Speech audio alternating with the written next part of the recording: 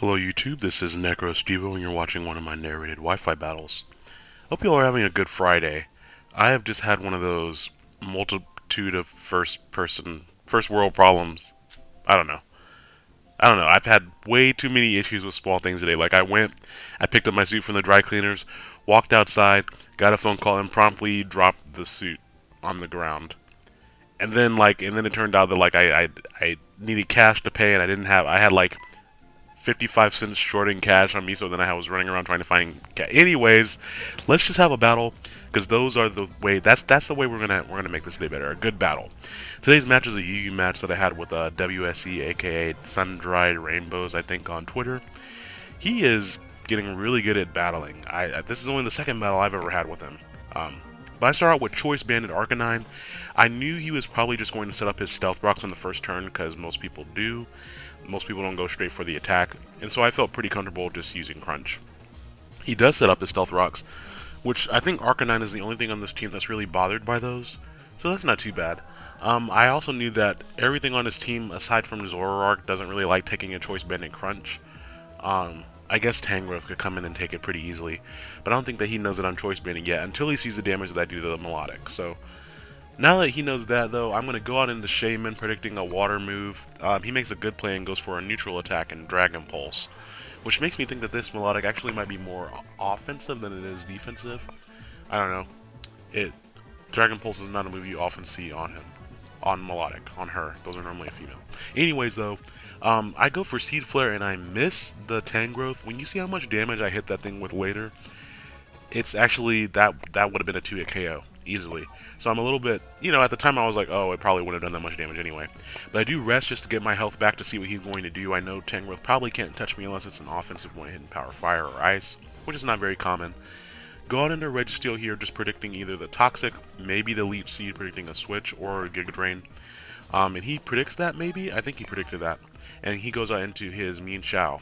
And so I needed to get some information on Mean Shao. I needed to find out if it was Life Orbed or Scarf, because I was carrying a Scarf one on this team. And it's interesting that we're both carrying a Mean Shao with the Ghost type. So as long as we both have our Ghost types, it's not really safe to start throwing around high jump kicks. I do find out here that he is Life Orb, which is great, because that means my Mean Shao is faster.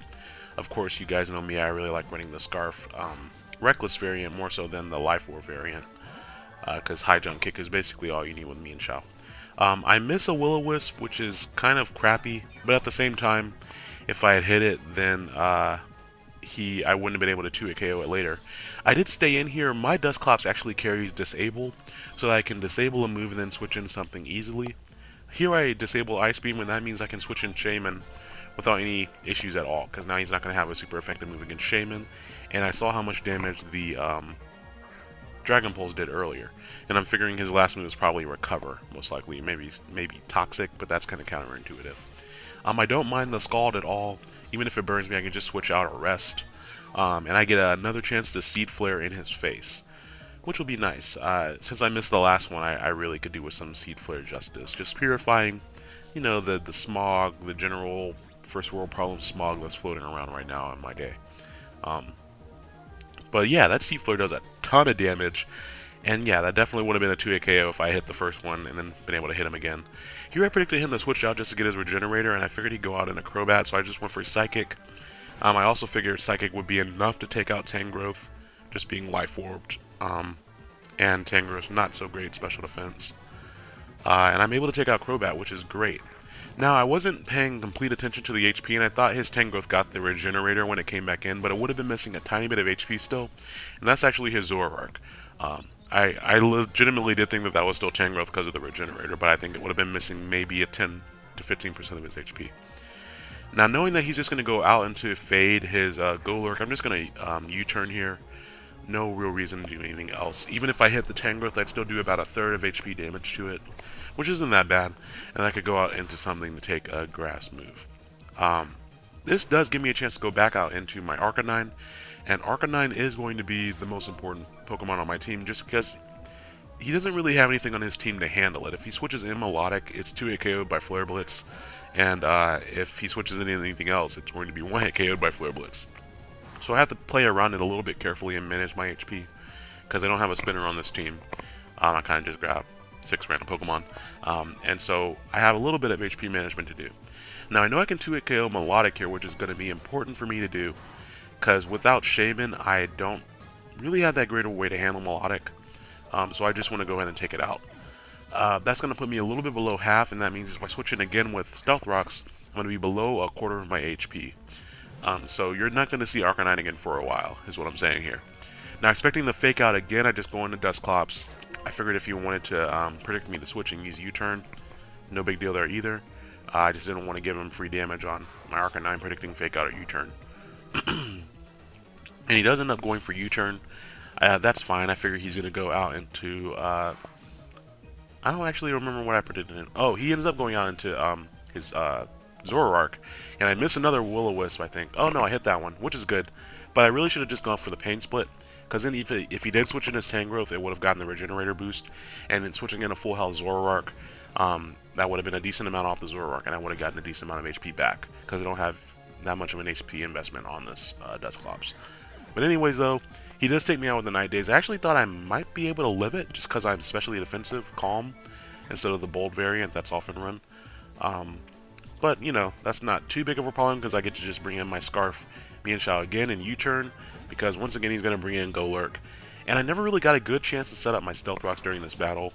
Registeel was in briefly once earlier. If I had them set up, I probably could have taken out that Golurk a little bit earlier. But that's okay, because I knock him out with the U-Turn right there. I get a chance to go back out, go into Registeel. Maybe I'll get a chance to set up some late game rocks.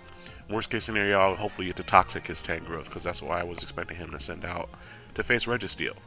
He could have brought out Zoroark for a super effective hit, but there's nothing he could do that was going to KO me. Unfortunately, I missed the first Toxic, which I don't know, that first turn is such little damage before it starts getting, you need 3 turns of Toxic before you even out to the level of the same levels of poison, regular poison. But, missing the first turn, giving him free Leech Seed recovery, I don't know how much that mattered. I guess he would have had 2 turns of Toxic on him, but he's just going to switch out anyway. So, he does put me to sleep, which really sucks. I knew he had the Sleep Powder, but at the same time, it's not like I really want my Registeel to go to sleep. Plus, how can you tell that it's sleeping anyway? It's a Registeel. Don't ask me these questions. Anyways, though, I do figure here that he's probably going to switch out to bring in something to hit me, and so I figured now is a good chance to go into my Quagsire, because I can't really do anything with Quagsire, and I knew he wasn't going to use Giga Drain against Registeel. So now is a good chance to bring it in. And he actually does switch out, and he goes out into Mienshao, which is good. I know I can take any 1 or 2 hits from it, hit him with the Scald, hope for the burn. This is a weird Quagsire, because it has Amnesia in its max defense. But it actually works out pretty well against things that don't have grass moves. So here I don't get a chance to use Amnesia, of course, because Tangrowth is going to KO me regardless. But that's okay, because I knew I didn't think that he was going to high jump kick, because if he did, it wouldn't KO me, and he also probably just didn't want to risk the burn. So I just get to sit in here and go for some Scalds. I didn't want to go for Earthquake, because if he brought in Tangrowth, Scald would do a little bit more damage, with it being on the special side, versus the physical Earthquake. And then if he stayed in, I could of course have a chance to burn him. Now, I was hoping here that he'd overpredict again, because again, the grass move is really, really obvious, and he actually does. I think he does overpredict there, because there's no reason to Toxic Quagsire when you can kill it with 1 Giga Drain. So he may have been predicting my own Mienshao to come in, or maybe even Arcanine. But I get a crit Scald, which doesn't end up mattering, because again, he could just switch out and heal it up. But it is nice, because it's going to force him out a little bit earlier than he probably wanted to get out of there. And then not wanting to switch in Arcanine or Mienshao to any extra damage, I'm just going to end up letting my Derp Seas go down here, which is unfortunate, but at the same time, it was kind of the best move. Just because, okay, if I bring in Registeel, he's just going to go out into Mienshao. If I bring in Arcanine, it's going to take unnecessary damage and then not be able to do much with Flare Blitz.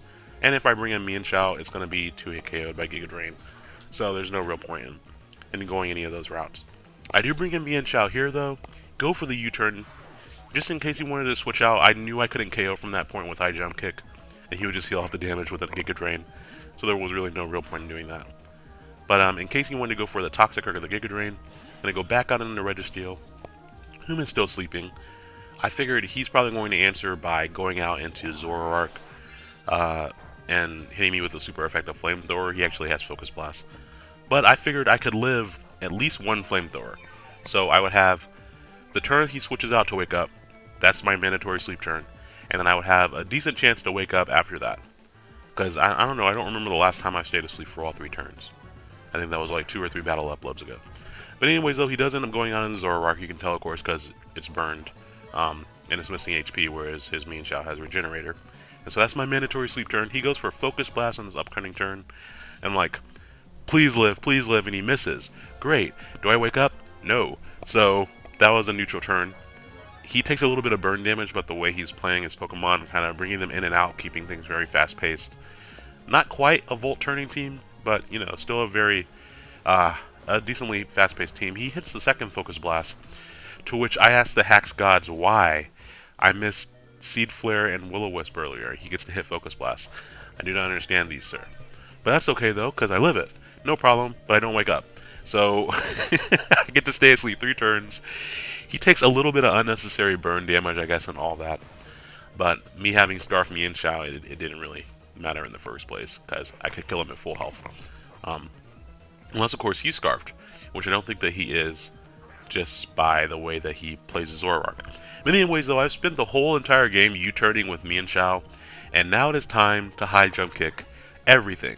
And I think he actually switched out to his Mean Shao. They were expecting me to U-turn, but I don't really have any. I don't think number one, I don't think he realized that I was Scarfed until just then. Well, until just now when I outspeeded Zoroark, actually. And again, I had been U-turning the entire game, so why would he think anything different? But that's kind of what I wanted him to think at the same time. So I get to get 2 KOs there, and then his last Pokemon is Tangrowth. And I'm like, alright, I can kill this thing at that level with high jump kick, no problem, but it barely lives. And then it hits me with a Giga Drain, and then it gets a crit. So, I guess this is a story all about how I got crit hit upside down. I don't know. You can't really do anything about that, even when you set up all the things just right. Some things go wrong sometimes. But that's okay, though, because my last Pokemon is Arcanine. I've saved it up to this point just in case I needed the Choice Band at Extreme Speed, or in this case, I really need the Flare Blitz to kill him without me dying from recoil. And so, I'm going to hit him. He has about a quarter of his HP left, and my HP is going to go down from the recoil. And let's hope that I live that, because I played really carefully, and I do. So I'm happy I managed to live that recoil with 18 HP. Otherwise, it would have been a double down and a draw. But that was a really good match. And I really enjoyed it despite the hacks, just because there was still a lot of prediction in there, especially with the Ghost types and the Mean Shaos on both teams. I really want a match where I get to show off Quagsire's Amnesia, as far as just using Amnesia, especially against other water types, and them not being able to touch him at all, because that's hilarious. Like, I've had a few matches with that, but then they weren't good enough to post, really. So hopefully I can get a good match with that. But I hope you guys have a great weekend. I am looking forward to the weekend. Maybe getting some job opportunities. I don't know. I went to a job fair last week and I had like 4 or 5 interviews out of all the employers I spoke to. And then all of them were just like, we're sorry, but your very diverse legal background and random business background isn't quite what we're looking for. We need someone with our exact experience qualifications. And I was like, well, I'm sorry, sir, but I can't do anything with that. So thank you for your time. But anyways, you guys have a great weekend. I'll talk to you all later. Do something fun this weekend, even if it's... Don't do anything illegal, but yeah, do something fun. I'm probably going to play PlayStation 3. Probably Borderlands 2. I'll talk to you all later. I'm rambling a lot. Alright, bye. Bye. Just bye. Bye now. Have a good weekend. Bye.